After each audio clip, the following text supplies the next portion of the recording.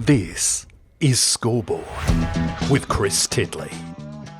Powered by Swiftex. Where can crypto take you?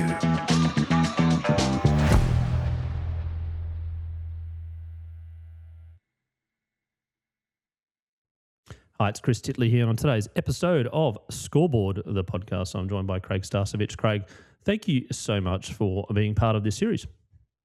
You're welcome, Chris. Looking forward to it. Craig, you're dialing in, not from Brisbane. If you're in Brisbane, we probably do it face-to-face, but you're not in Brisbane. Do you want to let the listeners know where you're at the moment? I'm in Switzerland, which is a regular thing for us at the moment.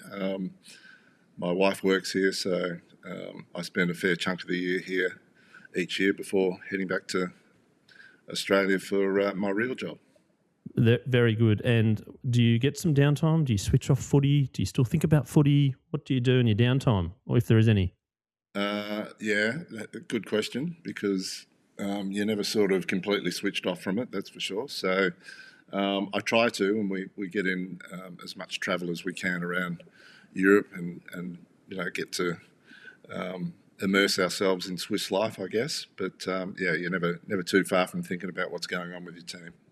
And then when you think about 2026, do you set New Year's resolutions? Are you a setter of goals in 26, or are you sort of a little bit more, step by step? I think the nature of what we do is you're always setting goals for what your work year looks like. I would say definitely that we do that as a matter of habit. If you're in sport, you're setting goals as to what you want to achieve for the year. So that's become pretty ingrained, I think, and I haven't been too far away from teams for a lot of years. So I think that's been pretty much a habit. And where does winning fit into those goals, or does winning not get talked about too much? Oh no, winning's there. winning's the end goal, or the ultimate, I guess. But yeah, we often talk to our playing group around what's our purpose, why do we exist, and winning's one of our three key pillars behind everything. So that's vital to what your process is going to be. Yeah, and then from that process point of view, do you think about like finals and grand finals?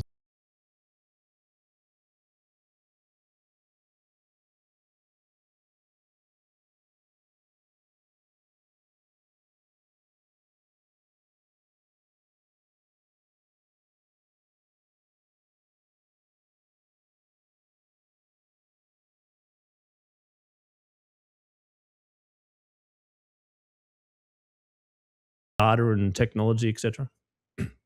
Yeah, I think data's starting to play a bigger part in things, but it's important, to keep the balance between art and science, I guess, as to how you go about preparing your team. So I think over the years, it's become a little bit easier to delegate to a bigger group of staff that we have with our team now. So that's probably been the bit that I've embraced the most. Having said that, you still want to have a really good handle on how the direction overall is going. So that's important to keep hold of the direction from that point of view. But in terms of having more resources at your disposal, I think that's been the biggest change. Yeah, and when you were playing and growing up, you probably didn't have the entourage, I suppose, of support staff. But then now you've got multiple assistant coaches and different areas and nutritionists and things like that.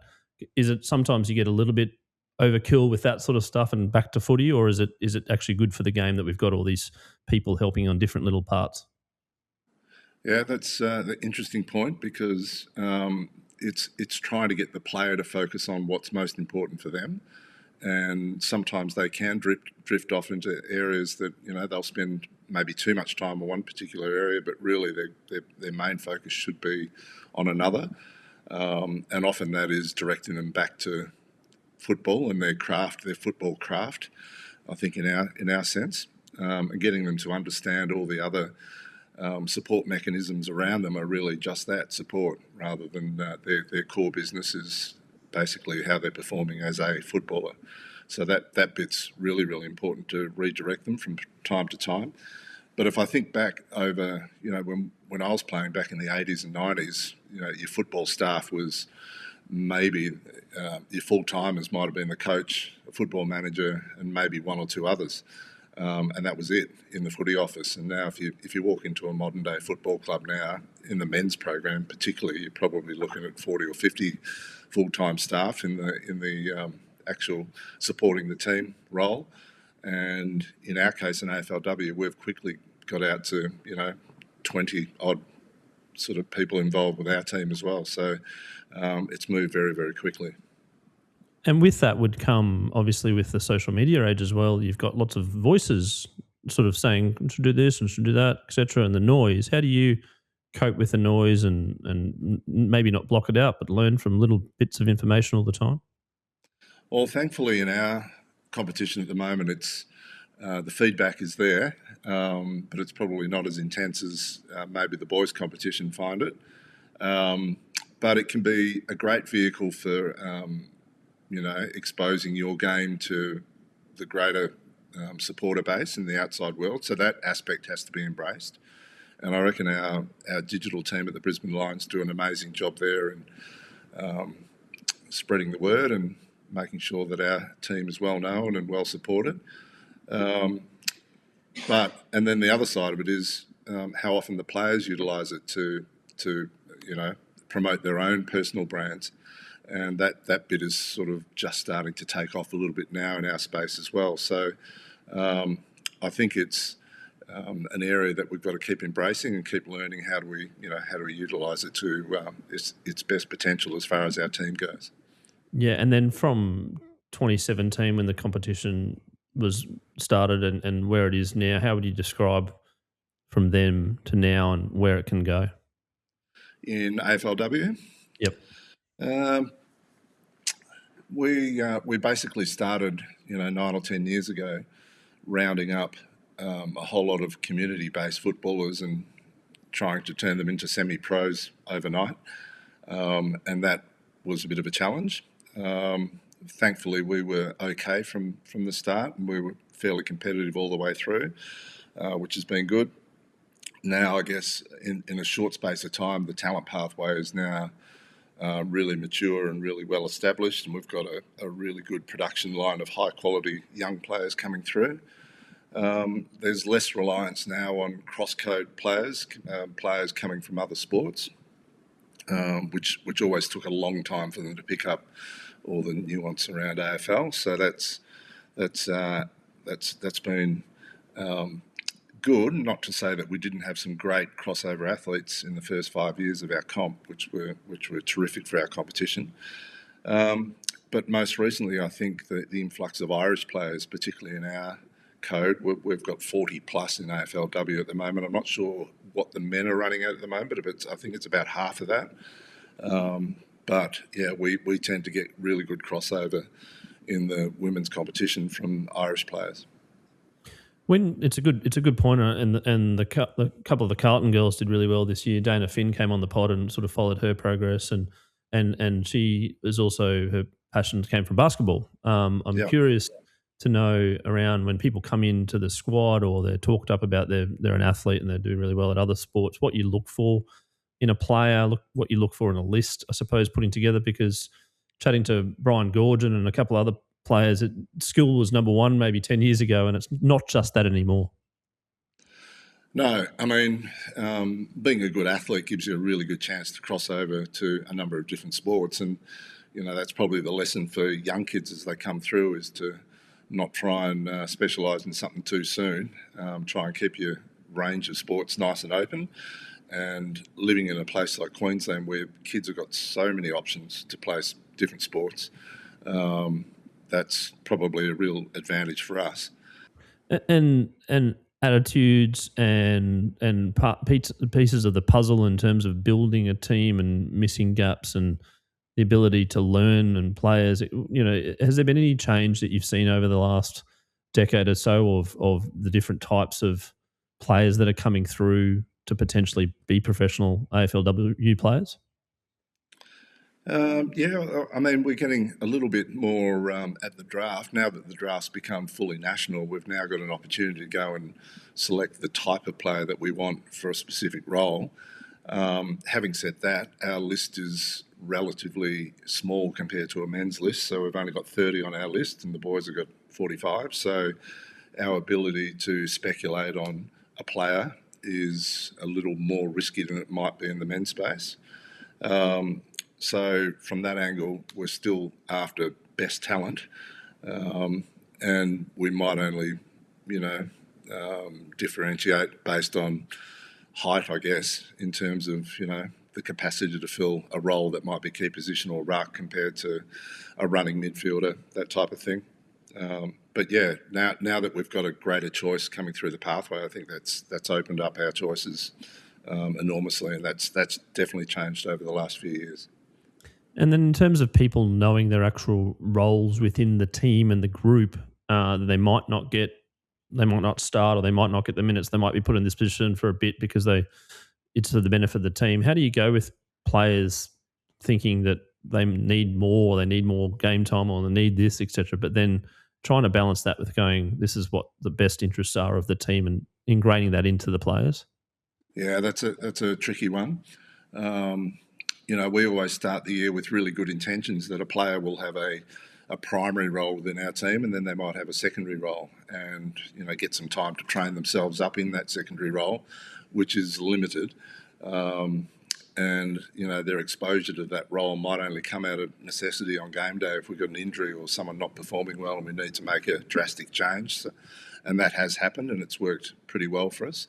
I would say initially our philosophy was to bring players in, get them to really master the role that they've taken on, and that could be 20 to 50 games, somewhere in that range, and then start to explore other options as they get a little bit more experienced. So that's sort of the way we've gone. In recent times, though, with kids coming through that have got really good football IQ and have got the craft to play many different roles, that's starting to become a little bit more flexible with the younger players. So that's actually a good thing also. But I always think with your team, you don't want to throw people around too much to completely confuse everyone. You still need that synergy in your team, where midfielders are used to working with the same bunch of midfielders, and their connection with your forward group and so on and so forth has got to be good. So, so I still think there's a really good argument for people nailing a role that they spend a lot of time in. Yeah, no, I remember one of the podcasts, Paul Roos talked about he's developed his superpower, and like he calls it super, like, and Steph Curry and the 3-point shot, etc. You kind of go again and double down, but then you also have to work on the other parts. But maybe it's a bit of a tricky fine balance. Not many people talk about Steph Curry's defense, but he still has to play defense, right? Yeah, well, that from the time I was playing football, we always had coaches saying that you need to be as proficient on your left side of your body as you were on your non-preferred side as your preferred side.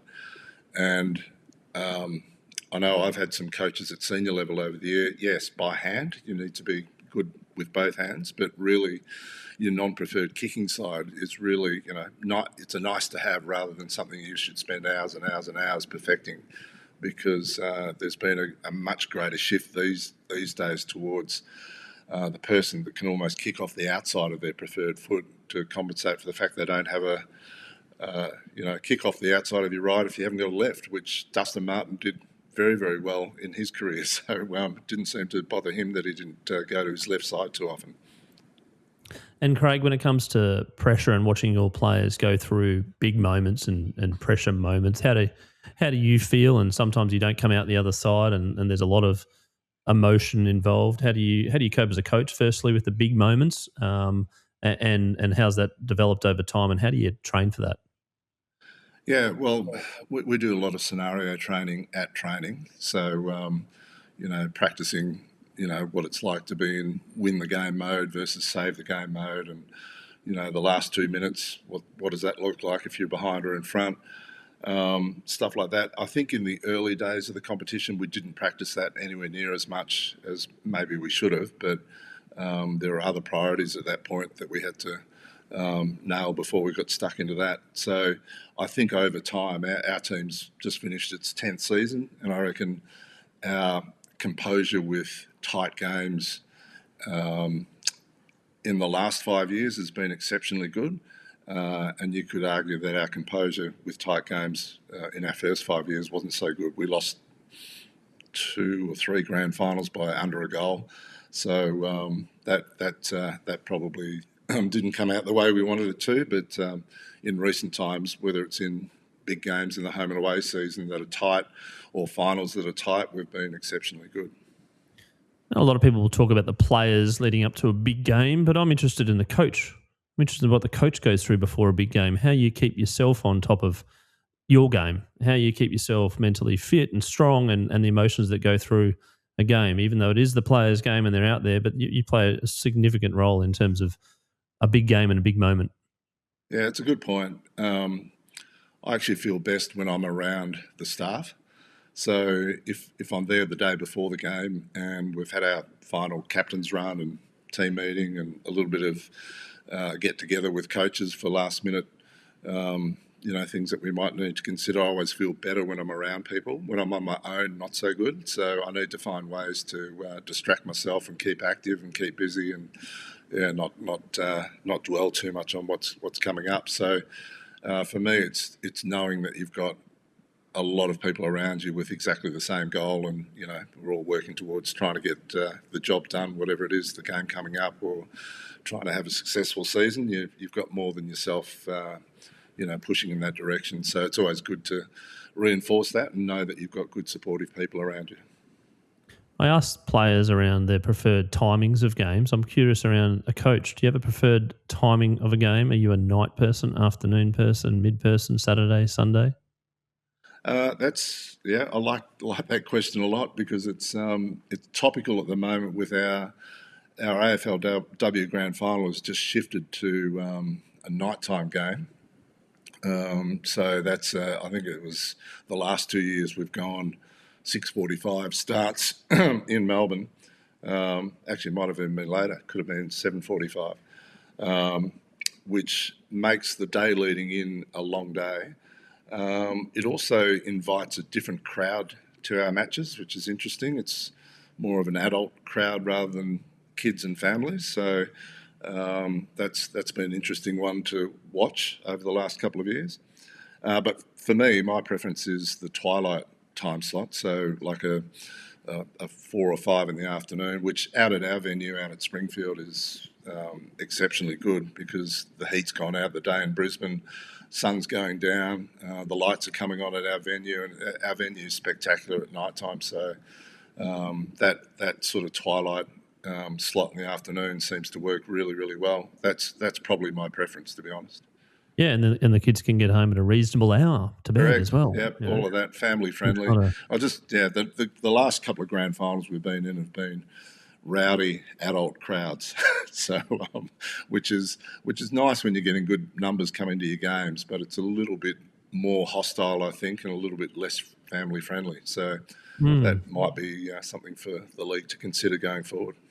And just touching on those last 2 grand finals, how would you reflect on the season? Are you disappointed you gave everything, etc.? Like some words that come to mind, and what you're thinking about North Melbourne coming into the following season again, their unbeaten streak, etc.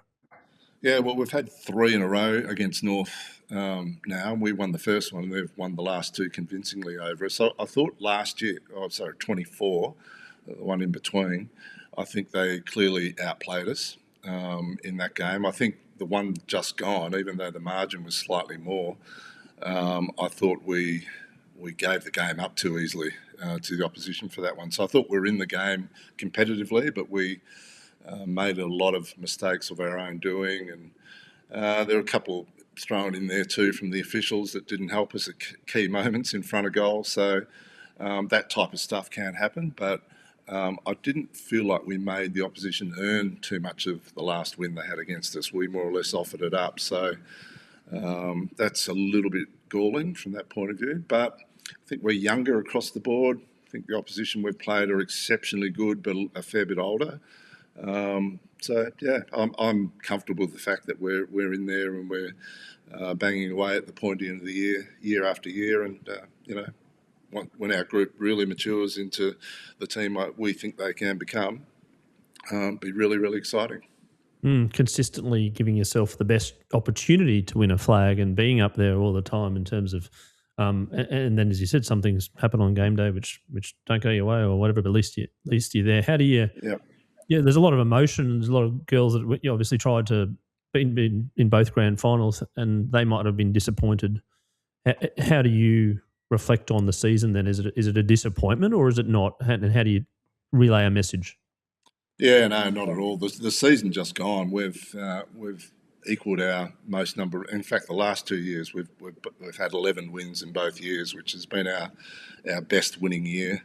The season just gone, 25. We had 9 wins in a row coming into the grand final. That's our longest ever winning streak. So there's some stuff there that we've done that we've never done before, which is really, really pleasing. The prelim final that we beat Carlton the week before red the hot grand Carlton final coming into it. at Springfield. We kicked 6 goals in a quarter, and we've only done that once or twice before in our history as a club.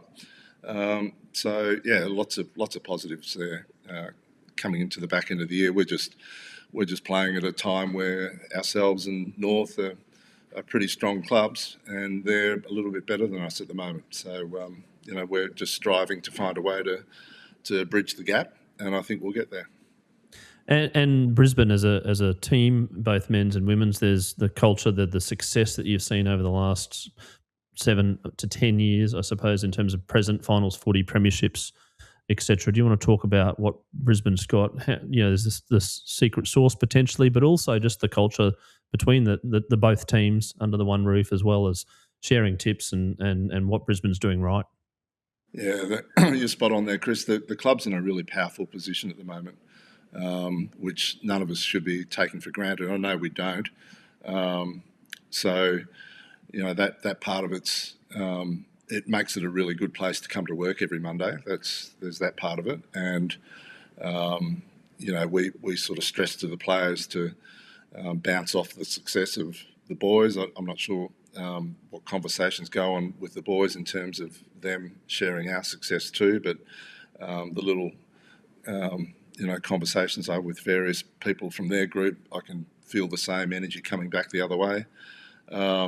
The building that we're in at Springfield now is exceptionally good in terms of just the flow of athletes around each other, coaching staff from both programs integrating. The floor design, I guess, that everyone's sort of constantly mingling and working through each other. The sharing of the facility, when the boys finish their field session, we're out there for hours, and they're in the gym, and we're just the way the whole thing comes together is really, really good at the moment. So I mean, and I don't know, it could be just coincidental, but since we've been in that building, we've played in every possible grand final that's been available to us. Three women's and 4.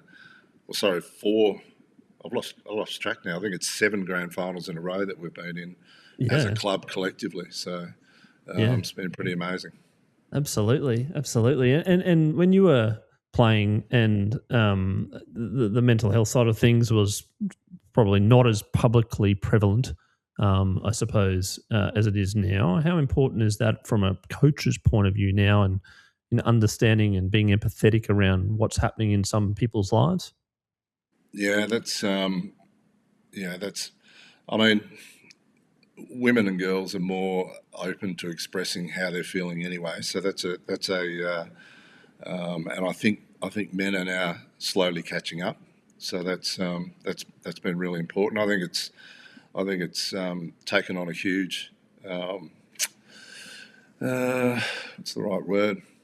Just having a little bit more, as you say, empathy across your playing group in terms of what people are going through, not necessarily just in their football, but outside of their football as well.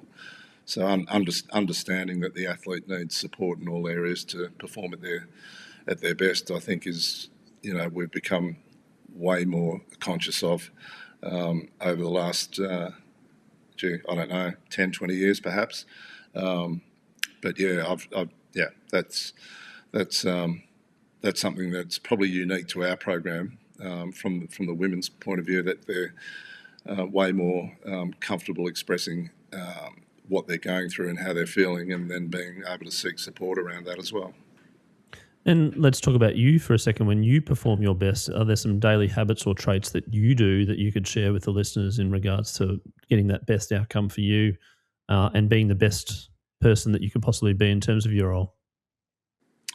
I think the more prepared you are, the more comfortable you are. I think that's the bottom line for me. If I come into a match and I feel like I haven't just covered off on that final little detail, I get a little bit stressed around that.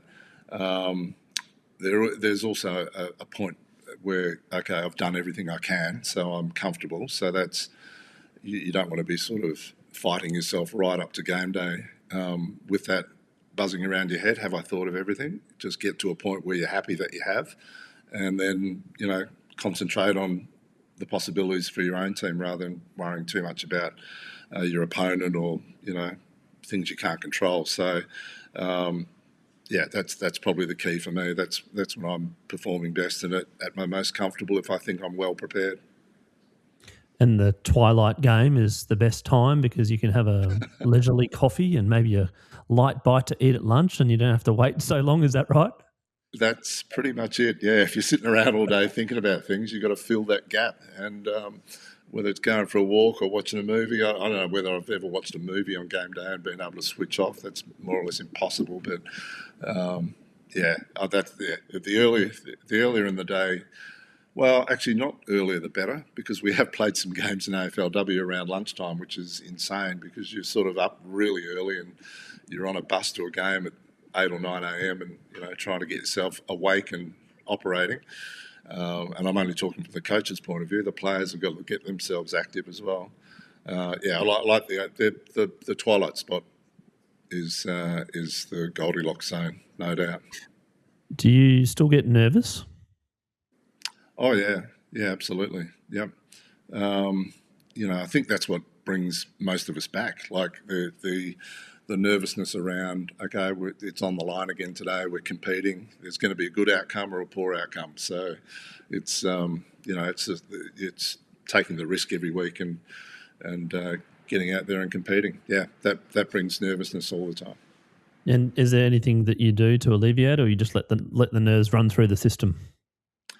Like I say, if I'm around our people and I can chat about what's going on, that normally calms me down a fair bit.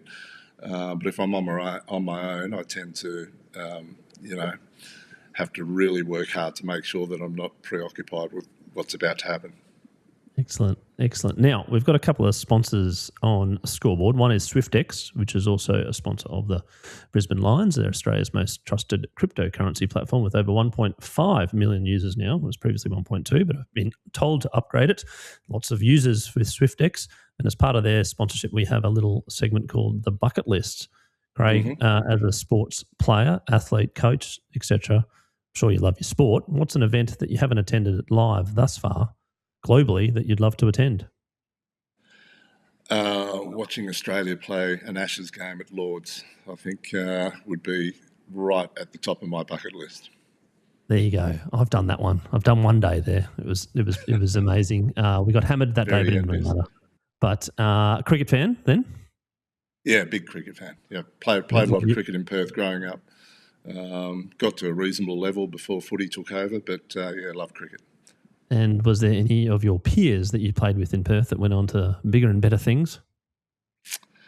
James Brayshaw was one. He kicked on nicely in both his cricket and his commentary career. But he did. JB, that's one that comes to mind. I don't know whether you remember a big left-arm fast bowler for Australia, Bruce Reid. Reid, of course I do. I grew up as a child. He was skinny at our little district. Yeah. He was at our district club in Perth. Really tall angle up here, pretty hard to play. Yeah. Yep. Very, very hard to face in the nets at about 6 o'clock at night in Perth when it was getting dark too, I can tell you. Oh, there would have been some good, it was around the era of Mike Folletta back then in WA, and yes. would have been a Phillips floating around, probably Graham Wood, maybe. Can't remember. Yep. But anyway, so what did you do, Craig? Were you an all-rounder or a batter or a bowler? I was an all-rounder, yes. An average bowler and an average batsman. But Let him digress here for a second. Had my moments. Yeah, the T20 morph / Test cricket / where do you sit on the fence? Where are you in the cricket spectrum? I'm a great traditionalist as far as the Test matches go. So love the fact. I've loved the series. Apart from the 2 games that only went for 2 days in the last Ashes series, I'm a great lover of Test cricket. I'm also equally as I can appreciate the skill of the T20 batsmen these days, and even the bowlers in terms of how to prevent high scoring. So from that angle, I'm happy to embrace all of it. But you'll never. I'm always going to be first love will always be Test cricket. And when do you reckon you're going to get to the Ashes? Soon? Not while I'm involved with footy, unfortunately. So it could be a good retirement present, maybe at some point. Correct. It tends to clash a bit with footy season. So There you go. Now, with T20 comes money, and there's lots of money in sport, etc. And we've got another partner out of New Zealand called Pocketsmith, and they're a budgeting and fintech app. Over 80,000 Aussies use Pocketsmith, and they've just re-signed for 2026 for Scoreboard, and I'm very gracious that they've done that, and I thank Pocketsmith greatly. As part of their sponsorship, we ask our guests every now and then, do you budget? Are you the CFO of your household, or is someone else? I'm definitely not the budgeter. Or maybe I was a little bit more when the kids were growing up. I think that forces you to be, responsible with how the month looks like. But I defer all my great financial decisions to my wife now. So she's the great budgeter in our family. And she tells you not to have the second latte every now and then? She might be listening in the background too, so thought I'd throw that in. But yeah, I do definitely get that one. Why are you buying coffee when we've got a perfectly good machine at home? So. I get that too, so that's all right. My wife's around here somewhere as well. But speaking of sport, and we just talked about the Ashes, your all-time favourite sporting moment, and I do preface this that it's not involved, even though you've had lots yourself, something that you can watch over and over again. Okay. Well, I grew up in Perth, and I was in high school in Perth when this event happened, when Australia 2 won the America's Cup. So that is far and away the biggest sporting moment that I can remember. And I guess a little bit of daylight, but should be probably closer on my radar, is Kathy Freeman winning her gold medal as well. So they're probably the 2 most memorable moments I can think of. But Australia 2 significantly in Perth. I was in year 11, and I remember being on the bus going to school that morning, and every car driving into Perth that morning on the morning commute had a boxing kangaroo flag hanging out the window. So it was pretty amazing in Perth that morning. It's hard to imagine that because you're the 4th person that has said that in our podcast of 150 episodes, and the other 3, top of my head, Trevor Hendy remembers it like daylight, describes it a bit like you, where he was. Fletcher Dyson played for the Wallabies many, many times. He talks about that. And then just last week, Wayne Pearce said the same thing about where he was for America's Cup. So it must have been, and the Bob Hawke comment as well. Yeah, the Bob Hawke comment on TV was, made us all laugh. And, I know I was at school that day, so I didn't have the day off. But it was pretty amazing. I mean, and it was especially significant for Perth because, it was the Royal Perth Yacht Club that had won the race. So, and Alan Bond was the backer, and, all the advertising for the Swan Brewery was everywhere. And it was very, very much a day of pride for WA. It's just given me some nostalgia when I was at school. One of my moments was Queensland winning the Sheffield Shield. Yes. I was 94, 13, grade 9 then. Yeah. Watching it live on Channel 9. You go, Sheffield Shield on Channel 9? Speaking of Jamie Brayshaw, I think he played that game as well. think he opened the I batting know, for South Australia. I know where we were.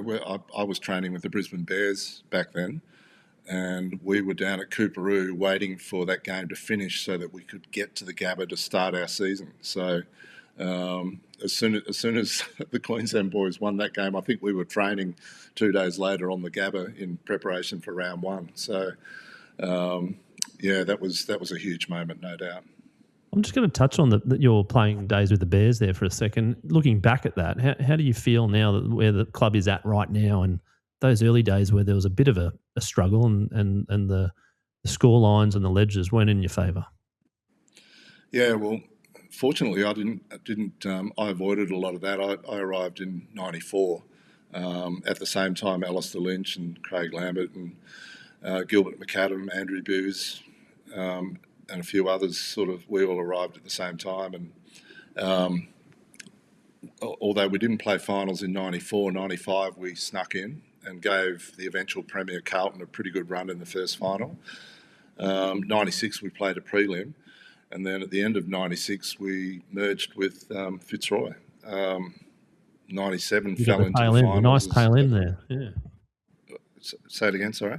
You got the nice tail end of the Bears leading into the line. Yeah. It was, and I think a lot of the Bears players at that time were a little bit. I guess the Fitzroy players were more disappointed than we were because their club was shutting down or merging. But there was also a little bit of disappointment in our camp too, because that jumper, the maroon jumper with the gold V, had just become relevant and credible in the comp. We'd played 2 final series. We're starting to look like we're going to be, a decent powerhouse, and then all of a sudden we've lost our identity a little bit. So that was a little bit difficult to confront at the time, and consequently our first couple of years of the merger didn't go quite in the direction everyone thought it would go. '97, like I said, we just fell into the finals. '98, we finished with a wooden spoon with a club in all sorts of turmoil. And then when Lee arrived in '99, we bounced back up again, and it wasn't too long before they got on the stretch of 4 grand finals and 3 premierships. So, so it had a rocky start, the merger, but ended up being okay. Yeah, no, for sure, absolutely. And now we're sitting as a club, both men's and women's, in a very strong spot. As you mentioned, we can't take that for granted. And what you've achieved over the last, at least the 3 years you talked about, and four finals, etc., can't be underestimated. And moving forward, hopefully more success. Now, I always ask my guest around their scoreboard moment, and that is a moment in their life. It's very visible and it's clear in your head, and you can recall it. And from that moment, things changed. Difficult one for me to know. I think myself as a player. This is back when I was playing in Melbourne for another big club down there, Collingwood. We won the '90 premiership, but right through that finals campaign, Lee Matthews was our coach back then. Right through that finals campaign, he would often pick. It was only a 20 then, wasn't a 22 plus a sub or anything. It was 18 plus 2 on the bench, and then another 2 or 3, I can't remember, emergencies as well. So he would often go into finals with not necessarily naming the final 18 the day before the game. He would just say, okay, I want all 21 of you to bring your bags and be ready to play tomorrow. And that was the case right through our 1990 final series. And he made decisions around who was actually in the starting 18 right up till the last 2 hours before the game started, which is, I don't know whether other coaches were doing something similar around the same time, or I'm sure it would never happen these days. I'm pretty sure that Fags would let the 18 know exactly who's playing. I know we do with our groups when we go into battle. The people that are actually in the team know who's in the team. We didn't back then, so you either got a tap on the shoulder to say you're in or you're out. And he would sort of be pretty brutal with that based on the weather conditions, or how many tools do I need, how many running players do I need to revamp the forward line, whatever, depending on conditions. So I was really lucky that it was a fine day and probably suitable to a running tool like myself for that 90 grand final. So to be able to play in that game and actually go well in that game probably gave me a huge confidence going forward for the second half of my playing career, to think that, up until then, I was okay, but I was pretty inconsistent. But from that point onwards, I thought, yeah, I've performed well in, the biggest game of the year. So I feel like I've now got the confidence to be a regularly, good performer, consistent performer. Yeah, the validation of playing a grand final and kicking 3 goals, I think it was, and winning the flag. It must have been a moment where you're like, okay, I feel like I'm confident in this game, but now this is good. Yeah, it is. It's a relief more than anything, and that's the same when we're coaching in big games like that too. If you probably winning or losing, it's still a relief at the end to know that it's over. But you'd rather be on the good side. But the relief and personal satisfaction that you're able to do it, I think is pretty satisfying and helps you grow in confidence in the area that you're in. You mentioned Lee Matthews and you mentioned Chris Fagan. I'm curious to know how you describe their coaching style in a sentence or two for their success, and then I'm going to put it on to yourself and how you differ and or are similar to those two. I don't see everything that goes on with Fags' team, but he's very empathetic with his players. That's what really comes across. And he's also, to me, from the outside, looks like he's a very good delegator with his team of assistants. That's clear. I think their common trait is, from what I can see, is that they're able to weed out what's important and what's not.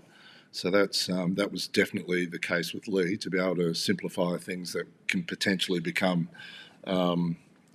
complicated or unnecessarily complicated in our game, which, there's a myriad of things available to you now statistically on what the opposition are doing, what you're doing, and how do you grab all that data and simplify it and actually give your players 2 or 3 key points to focus on. That's actually Lee's greatest strength. And I guess when I first encountered him as a player at Collingwood, he was straight out of the game. So I think he was more along the lines of, why can't I have a whole bunch of clones of me running around? How can I make this team, 20 Lee Matthews running around on the field? I think he sort of over time understood to embrace the differences amongst his playing group. So that bit, and consequently have great connection and empathy with his players as well. So I think that really shone in his time with Brisbane. But the one trait that stayed solid all the way through was his great ability to take something complex and turn it into something simple. And then, if we were to describe Craig Starcevich at the end of his coaching career, what would you like people to say about you and your coaching style? Probably a bit of all of that, to be honest. They're the sort of traits that I'm aspiring to get to. I listen to a lot of stuff around how important connection is with players and relationship building and all that sort of stuff. That is, I'm thinking, I'm probably naturally that way anyway with groups that I'm around, that I'm a pretty easy person to, I would prefer to get to know people that I'm working with on a pretty good level, so that we can, have a productive and comfortable work environment. So that's I always find, particularly with our new players, we've got 5 or 6 new ones that have just come into our group now. I don't know much about any of them, so that's going to be a bit of a process when I get back to Australia, to start building those connections, making those players feel really comfortable, and then help them shine and help them get the most out of themselves. One of those players is actually our first father-daughter selection, actually. So just a little side note, Meg Lappin is Nigel Lappin's daughter, and Meg's joined us for the coming season. So that's a bit of a first for our group. Absolutely. Got 2 final questions for you, Craig. One as a parent with kids playing sport, and it seems like sometimes there's some overzealous parents and they're on the sidelines and a bit chirpy and they're very competitive, and it's all good and natural sometimes, and sometimes it's not. I'm curious, some advice as a parent with kids playing sport, and you might see parents of girls coming through, you're the coach, etc. What's some advice that you'd give to parents with kids that want to play and be professional athletes?